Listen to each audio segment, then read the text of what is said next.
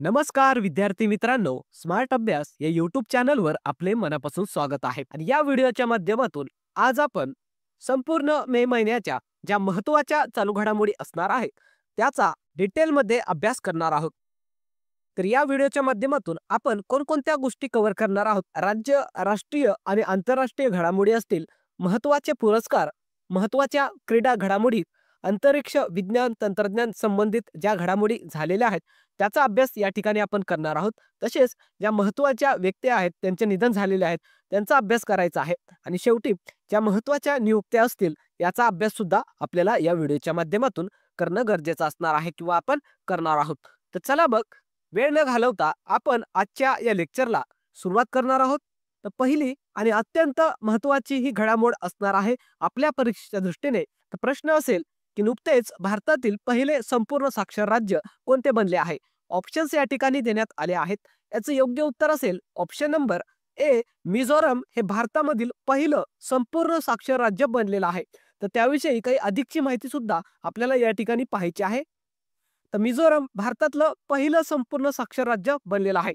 तर यासाठी एक केंद्र सरकारचं कार्यक्रम होतं उल्हास नावाचं, त्या अंतर्गत ही गोष्ट साध्य करण्यात आलेली आहे. यासाठी केंद्र सरकारने एक योजना राबवलेली होती. ती योजना 2022 ते 2027 या वर्षादरम्यान चालणार आहे. आणि त्या अंतर्गतच मिझोरमची साक्षरता 98.20% एवढी झालेली आहे. तर शिक्षण मंत्रालय जे आहे आपलं, त्यांचा एक नियम आहे, त्यानुसार 95% पेक्षा जर जास्त साक्षरता एखाद्या प्रदेशामधील असेल तर त्याला संपूर्ण साक्षर राज्य म्हणून घोषित केलं जात असतं. तर त्या अंतर्गतच मिझोरम भारताचं पहिलं संपूर्ण साक्षर राज्य हे बनलेलं आहे. कारण मिझोरमची साक्षरता 98.20% एवढी झालेली आहे. आपण जर बघितलं 2011ला मिझोरमची साक्षरता 91.33% एवढी होती. तसेच आपण खूप साऱ्या ठिकाणी असं सुद्धा वाचलेलं आहे की भारतातील सर्वात साक्षर राज्य हे केरळ असं वाचण्यात आलेलं आहे. पण केरळची साक्षरता ही 94% होती आणि 2011च्या जनगणनेनुसार ती भारतामध्ये सर्वाधिक होती, म्हणून आपण त्याला भारतातलं सर्वात साक्षर राज्य म्हणायचो. पण सध्या आता जर विचारलं आपल्या परीक्षेमध्ये की भारतातलं संपूर्ण साक्षर राज्य कोणतं आहे, तर ते आहे मिझोरम. हे आपल्याला लक्षात ठेवणं गरजेचं आहे. येणाऱ्या परीक्षांमध्ये यावर हमखास प्रश्न हा आपल्या परीक्षेमध्ये विचारला जाऊ शकतो. त्यानंतर पुढचा प्रश्न असेल 2025 सालासाठीचा आंतरराष्ट्रीय बुकर पुरस्कार कोणाला देण्यात आला आहे? ऑप्शन्स या ठिकाणी आपण दिले आहेत. याचं योग्य उत्तर असेल ऑप्शन नंबर डी, बानू मुश्ताक यांना 2025 सालासाठीचा आंतरराष्ट्रीय बुकर पुरस्कार देण्यात आलेला आहे. अत्यंत महत्त्वाचा हा प्रश्न आहे पुरस्कार संबंधित. यावर आपल्या परीक्षांमध्ये प्रश्न हा विचारला जातो. तर त्याविषयी काही महत्त्वाचे पॉइंट्स बघायचे आहेत. हे जे काही आंतरराष्ट्रीय बुकर पुरस्कार आहेत त्याविषयी काही पॉइंट्स लक्षात ठेवायचे आहेत. या वर्षीच्या विजेत्या ठरलेल्या आहेत बानू मुश्ताक, ज्या की कन्नड लेखिका आहेत आणि त्यांच्या हार्ट लॅम्प या कथासंग्रहासाठी हा पुरस्कार देण्यात आलेला आहे. आणि यांच्यासाठी एक महत्त्वाचा मुद्दा लक्षात ठेवायचा आहे, स्टार करून ठेवायचा आहे. हे पुरस्कार जिंकणाऱ्या त्या पहिल्या कन्नड लेखिका ठरलेल्या आहेत. तर हे मुद्दा आपल्यासाठी महत्त्वाचा आहे. तसेच आपल्याला हे सुद्धा लक्षात ठेवायचं आहे की 2024चे विजेता कोण होते, तर जेनी एर्पेनबेक त्यांच्या कायरोस या कादंबरीसाठी हे पुरस्कार देण्यात आलेला होता. तर हा जो काही पुरस्कार आहे ते कोणाला दिला जातो, तर इंग्रजीत अनुवादित आणि UK किंवा आयर्लंड या देशामध्ये प्रकाशित होणाऱ्या ज्या काल्पनिक कादंबरी असतात त्यांना हा पुरस्कार दिला जात असतो. या पुरस्काराची सुरुवात 2005 साली झालेली आहे आणि हे पुरस्कार जिंकणारे 7वे भारतीय व्यक्ती ठरलेले आहेत या बानू मुश्ताक. हे सुद्धा आपण लक्षात ठेवायचं आहे. पहिले भारतीय विचारलं तर त्यांचं सुद्धा नाव लक्षात ठेवायचं आहे. VS नायपॉल हे पहिले भारतीय होते ज्यांना आंतरराष्ट्रीय बुकर पुरस्कार मिळालेला होता. त्यानंतर पुढचा प्रश्न आपण बघणार आहोत. तर नुकतेच ज्येष्ठ खगोलशास्त्रज्ञ जयंत नारळीकर यांचे निधन झाले. त्यांना कोणत्या पुरस्काराने सन्मानित करण्यात आले होते? ऑप्शन्स या ठिकाणी आपण दिले आहेत. त्याचं योग्य उत्तर असेल ऑप्शन नंबर डी, पद्मविभूषण आणि पद्मभूषण देऊन यांचा सन्मान हा करण्यात आलेला होता. आणि अशा थोर व्यक्तिमत्वाचं नुकतंच निधन झालेलं आहे, म्हणून ही घडामोड आपल्यासाठी महत्त्वाची आहे. त्याविषयी काही पॉइंट्स लक्षात ठेवायचे आहेत. तर हे जे काही जयंत नारळीकर होते ते ज्येष्ठ खगोलशास्त्रज्ञ होते. वयाच्या 86व्या वर्षी त्यांचं निधन झालेलं आहे. यांचा जन्म कोल्हापूरचा होता. त्यांचा एक खूप गाजलेलं आत्मचरित्र आहे आणि खूप साऱ्या परीक्षांमध्ये हे विचारण्यात सुद्धा आलेलं आहे. त्याचं नाव आहे चार नगरातले माझे विश्व. याला साहित्य अकादमी पुरस्कार सुद्धा देण्यात आलेला आहे. हे आपण लक्षात ठेवायचं आहे. तसेच यांच्याविषयी लक्षात ठेवायचं आहे, inter university centre for astronomy and astrophysics जे पुणे या ठिकाणी आहे, त्याचे ते माजी प्राध्यापक राहिलेले आहेत. तसेच त्यांनी सर फ्रेड होयल यांच्यासोबत कन्फॉर्मल गुरुत्वाकर्षण सिद्धांत सुद्धा विकसित केला होता. त्यालाच होयल नारळीकर सिद्धांत म्हणून सुद्धा ओळखलं जातं. हे सुद्धा आपल्या परीक्षेमध्ये विचारलं जाऊ शकतं, ते आपण लक्षात ठेवायचं आहे. तसेच यांना आतापर्यंत कोणकोणते पुरस्कार देण्यात आलेले आहेत ते सुद्धा आपण लक्षात ठेवायचे आहे. तर पहिला पुरस्कार 1962 साली स्मिथ पुरस्कार देण्यात आलेला होता. 1965 साली पद्मभूषण, 1967 साली ॲडम्स पारितोषिक, 1996 साली कलिंग पुरस्कार, 2010 साली महाराष्ट्राचा महाराष्ट्र भूषण, 2004 साली पद्मविभूषण आणि 2014 साली साहित्य अकादमी पुरस्कार सुद्धा यांना मिळालेला आहे. त्यासोबतच जयंत नारळीकर यांचे काही गाजलेले पुस्तक आहेत जे आपल्या परीक्षांमध्ये विचारले जातात, ते लक्षात ठेवायचे आहेत.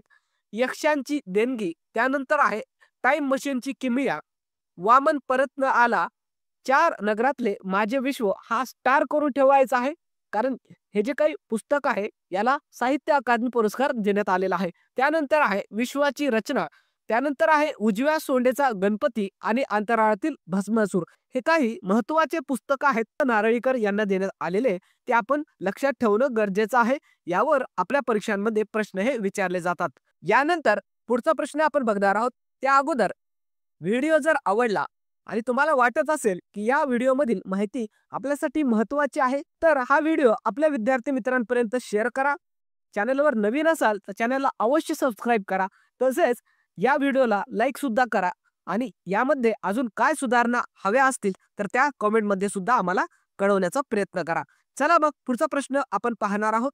भारताने कोणत्या देशाला मागे टाकत जगातील चौथ्या क्रमांकाची मोठी अर्थव्यवस्था बनण्याचा मान मिळवला आहे? अत्यंत महत्त्वाचा हा प्रश्न आहे आपल्या परीक्षेच्या दृष्टीने, कारण भारताने जगामध्ये चौथी मोठी अर्थव्यवस्था बनण्याचा विक्रम केलेला आहे. तर ऑप्शन्स या ठिकाणी आपण दिले आहेत. याचे योग्य उत्तर असेल ऑप्शन नंबर सी, जपान या देशाला भारताने मागे टाकून जगातील भारताची अर्थव्यवस्था चौथ्या क्रमांकाची मोठी अर्थव्यवस्था बनलेली आहे. त्याविषयी काही पॉइंट्स लक्षात ठेवायचे आहेत. तर नुकतंच भारताने जपानची जी अर्थव्यवस्था आहे तिला मागे टाकत जगामध्ये चौथ्या क्रमांकाची मोठी अर्थव्यवस्था बनण्याचा मान मिळवलेला आहे. तर भारताची ही जी काही अर्थव्यवस्था आहे सध्या $4 ट्रिलियन अर्थात 332 लाख कोटी रुपयांची झालेली आहे. हे सुद्धा आकडा आपण लक्षात ठेवायचा आहे. आणि याची माहिती नुकतंच जे नीती आयोगाचे मुख्य कार्यकारी अधिकारी आहेत बी सुब्रमण्यम यांनी 24 मे रोजी दिलेली आहे. तर हे आपण काही पॉइंट्स याविषयी लक्षात ठेवा. तसेच जगामध्ये सध्या ज्या टॉपच्या अर्थव्यवस्था आहेत त्या देशांच्या नावं आपल्याला लक्षात ठेवणं गरजेचं आहे. तर पहिल्या क्रमांकाची अर्थव्यवस्था आहे अमेरिकेची, दुसऱ्या क्रमांकावर आहे चीन, तिसऱ्या क्रमांकावर जर्मनी हा देश आहे, चौथ्या क्रमांकावर आपला भारत देश आलेला आहे आणि पाचव्या क्रमांकावर आहे जपान हा देश. हे काही क्रमवारी आपण लक्षात ठेवणं गरजेचं आहे. त्यानंतर पुढचा प्रश्न असेल, नुकतेच UPSCचे नवीन अध्यक्ष कोण बनले आहेत? ऑप्शन्स या ठिकाणी आपण दिले आहेत. याचे योग्य उत्तर असेल ऑप्शन नंबर बी, अजय कुमार हे नुकतंच UPSCचे नवीन अध्यक्ष बनलेले आहेत. त्याविषयी काही पॉइंट्स लक्षात ठेवायचे आहेत.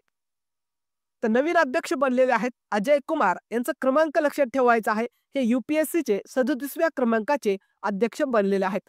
आणि यांच्याविषयी सांगायचं झालं तर हे केरळ केडरमधील 1985 बॅचचे IAS अधिकारी आहेत. तसेच ते भारताचे माजी संरक्षण सचिव सुद्धा राहिलेले आहेत. आणि या अगोदरचे UPSCचे अध्यक्ष कोण होते असं जरी आपल्याला प्रश्न विचारला तर त्यांचं सुद्धा नाव लक्षात ठेवायचं आहे. या अगोदर UPSCच्या अध्यक्षा होत्या प्रीती सुदान आणि नवीन अध्यक्ष बनले आहेत डॉक्टर अजय कुमार.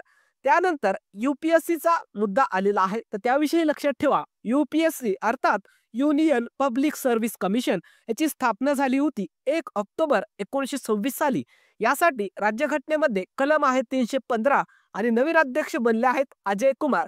याचं प्रमुख कार्य काय असतं तर केंद्र सरकारसाठी भरती प्रक्रिया राबवणे तसेच पात्र उमेदवारांची निवड करणे. हे कार्य आपल्याला परीक्षेमध्ये विचारले जातात, ते आपण लक्षात ठेवायचे आहेत. त्यानंतर पुढचा प्रश्न असेल, 16वी आशियाई सिंह जनगणना पार पडली, त्यानुसार भारतातील सिंहांची संख्या आता किती झाली आहे? ऑप्शन्स या ठिकाणी देण्यात आले आहेत. याचं योग्य उत्तर असेल ऑप्शन नंबर बी. आता भारतामधील आशियाई सिंहांची जी संख्या आहे ती 891 एवढी झालेली आहे. तर हे सुद्धा प्रश्न आपल्यासाठी महत्त्वाचा आहे.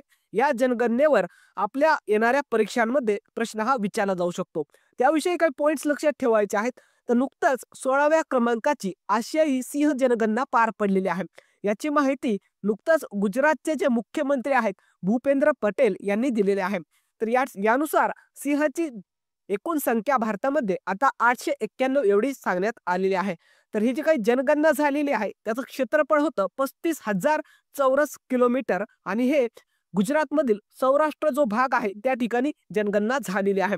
याद्वारे हे जे काही आकडेवारी आलेली आहे त्यामध्ये सांगण्यात आलेलं आहे आशियाई सिंहांची संख्या अगोदरच्या तुलनेत 32% वाढलेली आहे. तर 2020 नुसार 674 आशियाई सिंह होते आणि आता 2025 मध्ये ती सिंहांची संख्या 891 एवढी तब्बल वाढलेली आहे. तर हे आपल्याला मुद्दे लक्षात ठेवायचे आहेत. तसेच ही जी काही जनगणना होत असते ती दर 5 वर्षांनी केली जाते. तर हे सुद्धा आपण लक्षात ठेवा. तसेच असा जरी प्रश्न विचारला परीक्षेमध्ये की पहिली सरकारी पातळीवरची सिंह जनगणना कोणत्या वर्षी करण्यात आली होती, तर ते वर्ष लक्षात ठेवायचं आहे 1965. तसेच हे जे काही जनगणना झालेली आहे त्या संबंधित एक महत्वाचं असं राष्ट्रीय उद्यान आहे गीर राष्ट्रीय उद्यान. ते सुद्धा आपण लक्षात ठेवायचं आहे. याचं ठिकाण आहे गुजरातमधील सौराष्ट्र या ठिकाणी. याचं क्षेत्रफळ आहे 1412 चौरस किलोमीटर. याची स्थापना 1965 साली करण्यात आलेली होती आशियाई सिंहांच्या संरक्षणासाठी आणि त्यानंतर 1975 साली याला राष्ट्रीय उद्यान म्हणून सुद्धा घोषित करण्यात आलेलं आहे. तर हे गीर राष्ट्रीय उद्यान आपल्याला माहिती असणं गरजेचं आहे. यावर आपल्या परीक्षेमध्ये प्रश्न विचारलं जाऊ शकतं. त्यानंतर पुढचा प्रश्न असेल मानव विकास निर्देशांक 2025 नुसार भारताचा क्रमांक कितवा आहे? हा सुद्धा महत्वाचा प्रश्न आहे. यावर आपल्या परीक्षांमध्ये मागे सुद्धा प्रश्न विचारण्यात आलेले आहेत आणि येणाऱ्या ज्या काही परीक्षा असणार आहेत त्यामध्ये सुद्धा हा प्रश्न आपल्याला विचारला जाऊ शकतो. तर भारताचा क्रमांक कितवा आहे? तर ऑप्शन्स या ठिकाणी आपण दिले आहेत. याचं योग्य उत्तर असेल ऑप्शन नंबर ए. भारताचा मानव विकास निर्देशांक जो आलेला आहे 2025चा त्यानुसार 130वा क्रमांक आहे. हे क्रमांक आपण लक्षात ठेवायचा आहे. त्याविषयी काही पॉइंट्स लक्षात ठेवायचे आहे. तर हे जे काही मानव विकास निर्देशांक अर्थात HDI ज्याला आपण म्हणतो त्यानुसार हा भारताचा क्रमांक आहे 130वा. हे एकूण 193 देशांमधली जी काही आकडेवारी घेण्यात आलेली आहे त्यानुसार भारताचा हा क्रमांक सांगण्यात आलेला आहे. तर यानुसार 2023 ची जी काही आकडेवारी आहे ती 2025 मध्ये प्रकाशित करण्यात आलेली आहे आणि 2024 मध्ये भारताचा क्रमांक कितवा होता? तर 133 क्रमांक होता. भारताची यावर्षी आता 3 स्थानांनी प्रगती झालेली आहे. हे सुद्धा आपण लक्षात ठेवायचं आहे. प्रथम क्रमांकावर आइसलँड हा देश आहे.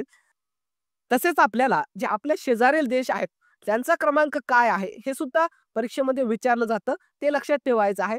पाकिस्तानचा क्रमांक आहे 168वा, नेपाळचा 145वा आणि श्रीलंकेचा 89वा क्रमांक सांगण्यात आलेला आहे. तर 2025 ची थीम काय आहे ते सुद्धा लक्षात ठेवा. निवडीचा विषय कृत्रिम बुद्धिमत्तेच्या युगात लोक आणि शक्यता. आणि हे जे काही मानव विकास निर्देशांक आहे ते कोण प्रकाशित करतं हे सुद्धा लक्षात ठेवा. UNDP अर्थात संयुक्त राष्ट्र विकास कार्यक्रम जे आहे त्याद्वारे हे जे काही HDI इंडेक्स आहे ते प्रकाशन केलं जात असतं. हे आपण लक्षात ठेवायचं आहे. तसेच मानव विकास निर्देशांक जे आहे त्यासाठीचे 3 महत्वाचे पॅरामीटर आहेत ते आपल्याला परीक्षेमध्ये विचारले जातात. ते लक्षात ठेवायचे आहेत. आरोग्य, दुसरा आहे शिक्षण आणि तिसरा आहे राहणीमान. या 3 पॅरामीटरच्या आधारावर हे निर्देशांक प्रकाशित केला जात असतो. हे आपण लक्षात ठेवणं गरजेचं आहे. त्यानंतर पुढचा प्रश्न आपण पाहणार आहोत. तर जागतिक प्रेस स्वातंत्र्य निर्देशांक 2025 नुसार भारताचा जगात कितवा क्रमांक आहे? ऑप्शन्स या ठिकाणी देण्यात आले आहेत. याचं योग्य उत्तर असेल ऑप्शन नंबर बी. भारताचा 151वा क्रमांक हा सांगण्यात आलेला आहे. त्याविषयी काही पॉइंट्स लक्षात ठेवायचे आहेत. तर जागतिक प्रेस स्वातंत्र्य निर्देशांक 2025 नुकतंच प्रकाशित झालेला आहे. यानुसार भारताचा क्रमांक 151वा सांगण्यात आलेला आहे. यामध्ये भारताचं जे स्थान आहे ते खूप गंभीर श्रेणीमध्ये असल्याचं सांगण्यात आलेलं आहे. या अगोदरचा 2024चा क्रमांक काय होता, तर 159वा होता. हे सुद्धा आपण लक्षात ठेवायचं आहे. तसेच या निर्देशांकानुसार टॉपचे देश कोणते आहेत, तर पहिल्या क्रमांकावर आहे नॉर्वे, दुसऱ्या क्रमांकावर आहे इस्टोनिया आणि तिसऱ्या क्रमांकावर आहे नेदरलँड. आणि हे जे काही निर्देशांक आहे ते कोण प्रकाशित करतं, तर रिपोर्टर्स विदाउट बॉर्डर्स ही पॅरिस या ठिकाणची संस्था आहे. याद्वारे जागतिक प्रेस स्वातंत्र्य निर्देशांक जाहीर केला जात असतो. हे आपण लक्षात ठेवायचं आहे. त्यानंतर पुढचा प्रश्न बघण्या अगोदर व्हिडिओ आवडला तर कृपया करून व्हिडिओला लाईक करा. चॅनलवर नवीन असाल तर चॅनलला सबस्क्राईब करून घ्या. तसेच हा व्हिडिओ आपल्या विद्यार्थी मित्रांना नक्की शेअर करा, जेणेकरून त्यांना सुद्धा याचा फायदा मिळेल. चला मग पुढचा प्रश्न आपण पाहणार आहोत. तर खेलो इंडिया युथ गेम्स 2025 स्पर्धेत प्रथम क्रमांक कोणत्या राज्याने पटकावला आहे? अत्यंत महत्वाचा हा प्रश्न आहे. प्रत्येक परीक्षेमध्ये हा प्रश्न विचारला जात असतो. तर ऑप्शन्स या ठिकाणी आपण दिले आहेत. याचं योग्य उत्तर असणार आहे ऑप्शन नंबर ए. आपला महाराष्ट्र राज्य हा खेलो इंडिया युथ गेम्स 2025च्या स्पर्धेमध्ये प्रथम क्रमांकावर राहिलेला आहे. त्याविषयी काही पॉइंट्स लक्षात ठेवायचे आहेत. तर नुकताच हे जे काही खेलो इंडिया युथ गेम्स पार पडलेले आहे, याचं आयोजन बिहारमध्ये करण्यात आलेलं होतं. कालावधी होता 4 ते 15 मे या दरम्यान. याचं शुभंकर होतं गजित सिंग आणि यासाठीचं जे काही लोगो होतं ते लोगो मध्ये काय काय गोष्टी होत्या ते आपल्याला विचारलं जाऊ शकतं. ते लक्षात ठेवायचं आहे. महाबोधी वृक्ष, नालंदा विद्यापीठ, पिंपळाचं वृक्ष, चिमणी, गंगा डॉल्फिन, त्यानंतर होतं मधुबनी पेंटिंग आणि छठ पूजा. या स्पर्धेमध्ये अत्यंत महत्वाचा आपल्यासाठी मुद्दा आहे ते म्हणजे महाराष्ट्र राज्य प्रथम क्रमांकावर राहिलेले आहे. यामध्ये महाराष्ट्राने 158 पदके हे जिंकलेले आहे. दुसऱ्या क्रमांकावर हरियाणा हा राज्य राहिलेला आहे 117 पदकांसह. आणि या स्पर्धेची सुरुवात कोणत्या वर्षी झालेली आहे असं जर विचारण्यात आलं तर वर्ष लक्षात ठेवायचं आहे. 2018 पासून या खेलो इंडिया युथ गेम्सला सुरुवात झालेली आहे. त्यानंतर पुढचा प्रश्न असणार आहे. प्रश्न असेल की नालसाचे नवीन अध्यक्ष कोण बनले आहेत? ऑप्शन्स या ठिकाणी आपण दिले आहेत. याचं योग्य उत्तर असणार आहे ऑप्शन नंबर बी. न्यायमूर्ती सूर्यकांत हे नालसाचे नवीन अध्यक्ष बनलेले आहेत. नियुक्ती संदर्भामधला हा महत्वाचा प्रश्न आहे. त्याविषयी काही पॉइंट्स लक्षात ठेवायचे आहेत. तर नालसाचे नवीन अध्यक्ष बनले आहेत न्यायमूर्ती सूर्यकांत. हे सर्वोच्च न्यायालयाचे न्यायाधीश आहेत.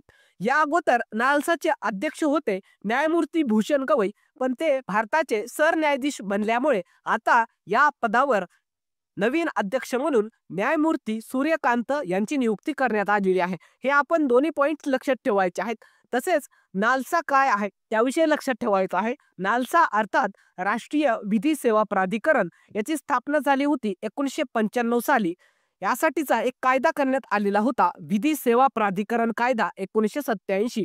याचं मुख्य कार्य काय आहे तर समाजामधील दुर्बल घटकांना कायदेशीर सेवा उपलब्ध करून देणे. हे कार्य आपल्याला लक्षात ठेवायचं आहे. हे अत्यंत महत्वाचं असं प्राधिकरण आहे. यावर आपल्या परीक्षांमध्ये प्रश्न हे विचारण्यात आलेले आहेत, म्हणून आपल्याला हे पॉइंट लक्षात ठेवणं गरजेचं आहे. त्यानंतर पुढचा प्रश्न असणार आहे. नुकतेच कोणत्या भारतीय खेळाडूंनी क्रिकेटमधून संन्यास घेतला आहे? ऑप्शन्स या ठिकाणी देण्यात आले आहेत. याचं योग्य उत्तर असणार आहे option number D. Virat Kohli आणि रोहित शर्मा यांनी नुकतंच जे कसोटी क्रिकेट आहे त्यामधून निवृत्ती घेतलेली आहे. त्याविषयी काही पॉइंट्स लक्षात ठेवायचे आहेत.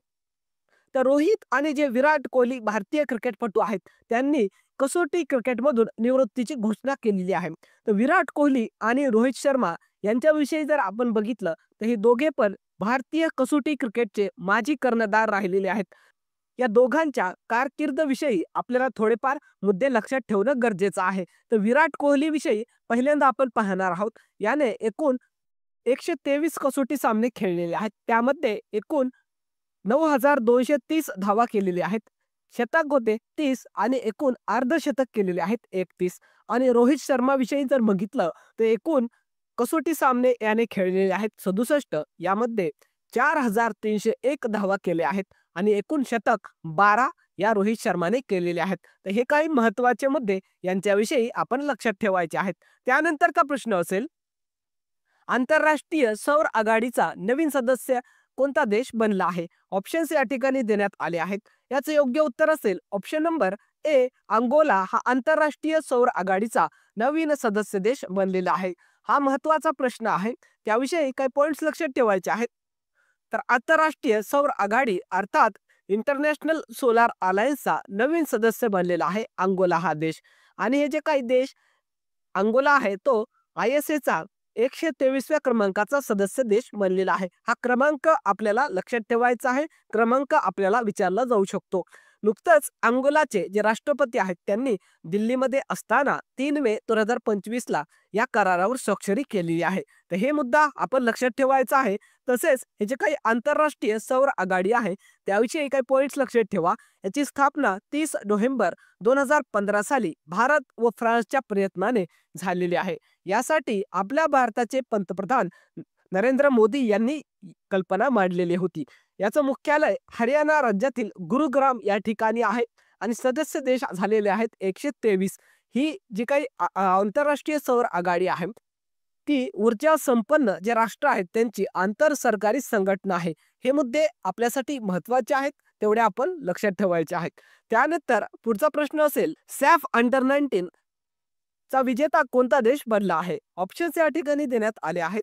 याचं योग्य उत्तर असेल ऑप्शन नंबर बी. आपला भारत देश हा सॅफ अंडर-19 ही जी फुटबॉल स्पर्धा आहे त्याचा विजेता ठरलेला आहे. त्याविषयी काही पॉइंट्स लक्षात ठेवा. तर ही जी काही सॅफ अंडर-19 स्पर्धा आहे त्याचा विजेता देश भारत ठरलेला आहे. भारताने बांगलादेशला यामध्ये पराभूत केलेला आहे. तर याचं ठिकाण काय होतं तर अरुणाचल प्रदेशमधील यूपिया या ठिकाणी ही स्पर्धा पार पडलेली आहे. तर हे ठिकाण सुद्धा आपल्यासाठी महत्त्वाचं आहे, हे लक्षात ठेवायचं आहे.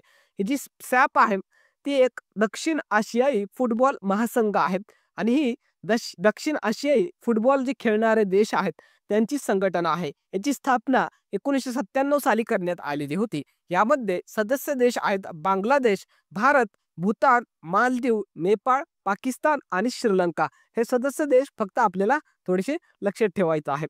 त्यानंतरचा प्रश्न असेल न्यू डेव्हलपमेंट बँकेचा नवीन सदस्य कोणता देश बनला आहे? ऑप्शन्स या ठिकाणी आपण दिले आहेत. याचं योग्य उत्तर असेल ऑप्शन नंबर ए. अल्जेरिया हा न्यू डेव्हलपमेंट बँकेचा नवीन सदस्य देश बनलेला आहे. त्याविषयी काही पॉइंट्स लक्षात ठेवायचे आहेत.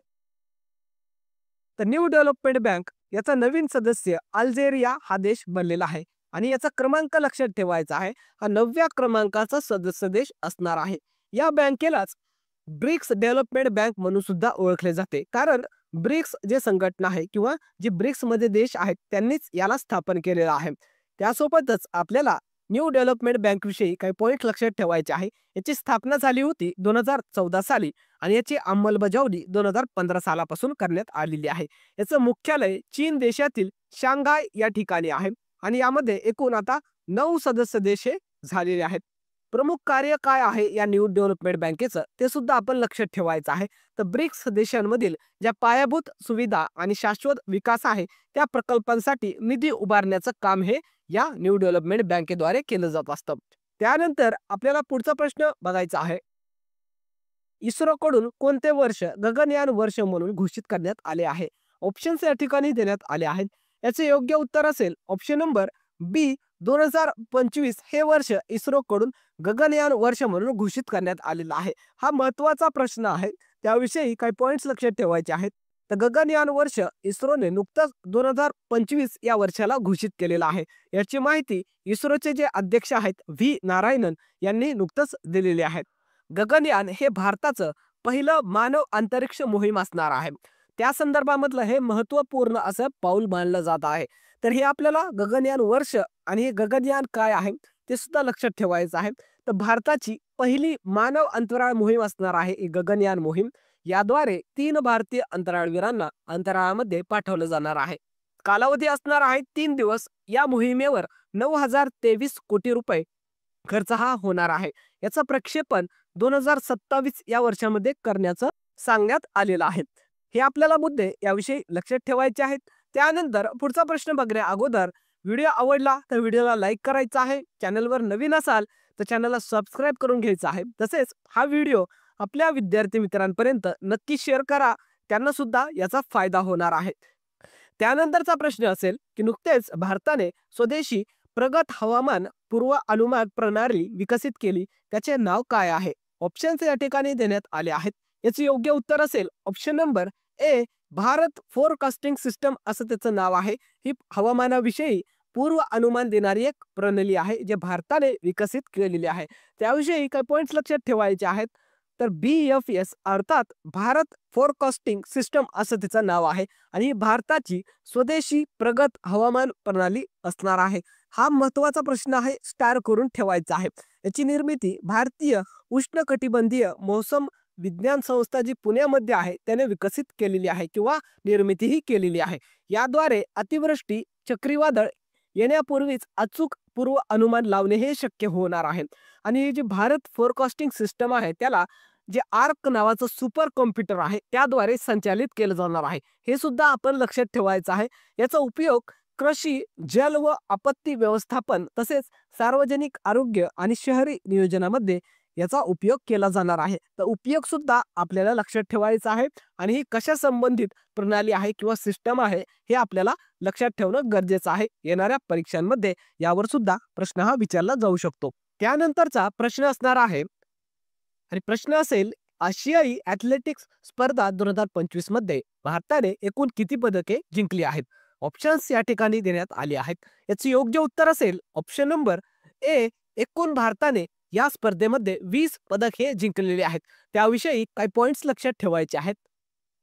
तर आशियाई ॲथलेटिक्स स्पर्धा 2025 याचं ठिकाण होतं दक्षिण कोरियातील गुमी या ठिकाणी आणि ही स्पर्धा 27 ते 31 मे दरम्यान पार पडलेली आहे. यामध्ये भारताने किती पदक जिंकलेले आहेत हे आपल्याला परीक्षेमध्ये विचारलं जाऊ शकतं. तर भारताने यामध्ये एकूण 20 पदके जिंकलेली आहेत. यामध्ये 8 सुवर्ण, 7 रौप्य पदक आणि 5 कांस्य पदक ही जिंकलेले आहेत. तर भारत पदक तालिकेमध्ये दुसऱ्या क्रमांकावर राहिलेला आहे. प्रथम क्रमांकावर कोण होता? तर चीन हा देश 26 पदकांसह पहिल्या क्रमांकावर या स्पर्धेमध्ये राहिलेला आहे. हे 2 पॉइंट्स आपल्याला लक्षात ठेवायचे आहेत.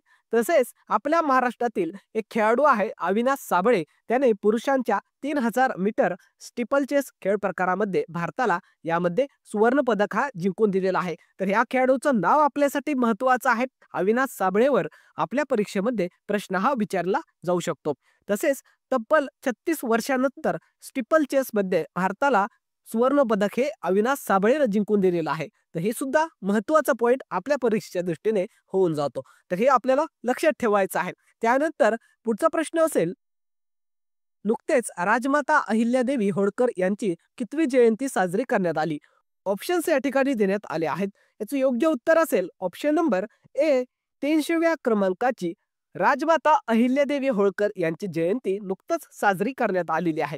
तर हा सुद्धा महत्वाचा पॉइंट आहे आपल्या परीक्षेच्या दृष्टीने. याविषयी काही एक्स्ट्रा माहिती सुद्धा आपल्याला लक्षात ठेवायची आहे. तर अहिल्यादेवी होळकर यांची ही 300व्या क्रमांकाची जयंती 31 मे 2025 ला साजरी करण्यात आलेली आहे. त्यांचा जन्म कधी झाला होता? तर 31 मे 1725 चौंडी, जे की अहिल्यानगर या जिल्ह्यामध्ये आहे, त्या ठिकाणी झालेला होता. या माळवा प्रांताच्या होळकर घराण्याच्या महाराणी होत्या.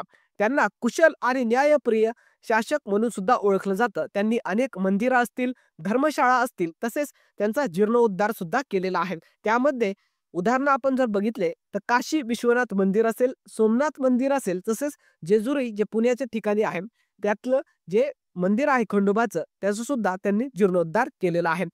यांच्या 300व्या जयंतीनिमित्त केंद्र सरकारने 300 रुपयाचं नाणं जाहीर केलेलं आहे. तसेच अहिल्यादेवी होळकर यांच्या स्मरणार्थ टपाल तिकीट सुद्धा पंतप्रधानांच्या हस्ते जारी करण्यात आलेला आहे. 2 मुद्दे आपल्याला लक्षात ठेवायचे आहेत. आपल्याला प्रश्न हा विचारला जाऊ शकतो. तसेच महाराष्ट्र शासनानं सुद्धा या संदर्भामध्ये काही घोषणा केलेल्या आहेत, त्या सुद्धा आपण पाहायच्या आहेत. तर चौंडी या ठिकाणी अहिल्यादेवी होळकर यांचं जे काही स्मारक असणार आहे त्यासाठी 681 कोटी रुपये शासनाने मंजूर केलेले आहेत. आणि महाराष्ट्र सरकार 2025 या वर्षामध्ये अहिल्यादेवी होळकर यांच्या जीवनावर एक चित्रपट सुद्धा बनवणार आहे, अशी घोषणा केलेली आहे. महत्वाचं जर बघितलं तर चौंडी जिल्हा अहिल्यानगर या ठिकाणी राज्य मंत्रिमंडळाची 6 मे 2025 ला पहिल्यांदाच बैठक सुद्धा झालेली आहे. आणि हे विशेष का? कारण स्वातंत्र्यानंतर प्रथमच ग्रामीण भागामध्ये राज्य मंत्रिमंडळाची अशा प्रकारची बैठक ही झालेली आहे. तर हा मुद्दा आपल्यासाठी स्टार करून ठेवायचा आहे, खूप महत्वाचा आहे. अशा प्रकारे आपण या ठिकाणी महत्वाच्या ज्या घडामोडी मे महिन्यामध्ये घडलेल्या आहेत त्यांचा डिटेलमध्ये अभ्यास केलेला आहे. यावर तुम्हाला हमखास येणाऱ्या परीक्षांमध्ये प्रश्न हे विचारले जाणार आहेत आणि ते तुम्ही जर बारकाईने अभ्यास केलेला असेल आणि बारकाईने हे व्हिडिओ जर डिटेलमध्ये पाहिलेला असेल तर तुम्हाला नक्कीच यामधील बरेचसे प्रश्न हे परीक्षेमध्ये दिसून येणार आहेत. त्यानंतर मित्रांनो, आपण शेवटी महत्त्वाचे काही IMP वन लाइनर घेत असतो. तर या ठिकाणी आपल्याला हे वन लाइनर पाहायचे आहेत. तर नुकतंच सर्वोच्च न्यायालयामध्ये 3 नवीन न्यायाधीशांची नियुक्तीही करण्यात आलेली आहे. तर हे 3 न्यायमूर्ती कोण आहेत? तर न्यायमूर्ती चांदूरकर, जे की मुंबई उच्च न्यायालयाचे आहेत, ते आता सर्वोच्च न्यायालयामध्ये त्यांची नियुक्ती करण्यात आलेली आहे. दुसरे आहेत न्यायमूर्ती विजय बिश्नोई, यांची सुद्धा सर्वोच्च न्यायालयामध्ये नियुक्ती करण्यात आलेली आहे. हे गुवाहाटी उच्च न्यायालयाचे न्यायाधीश आहेत. त्यानंतर आहेत न्यायमूर्ती ND अंजारिया, जे की कर्नाटक उच्च न्यायालयामधील न्यायमूर्ती आहेत. त्यांची सुद्धा सर्वोच्च न्यायालयामध्ये नियुक्ती करण्यात आलेली आहे. त्यानंतर आहे यशवंतराव चव्हाण पंचायत राज अभियान पुरस्कार 2023-2024 या संबंधित जिल्हा परिषद आहे वर्धा, हिला प्रथम क्रमांक देण्यात आलेला आहे किंवा प्रथम क्रमांकाचं पारितोषिक मिळालेलं आहे. आणि पंचायत समिती कोणती आहे प्रथम क्रमांकावर? तर कळमेश्वर पंचायत समिती, जिल्हा नागपूर.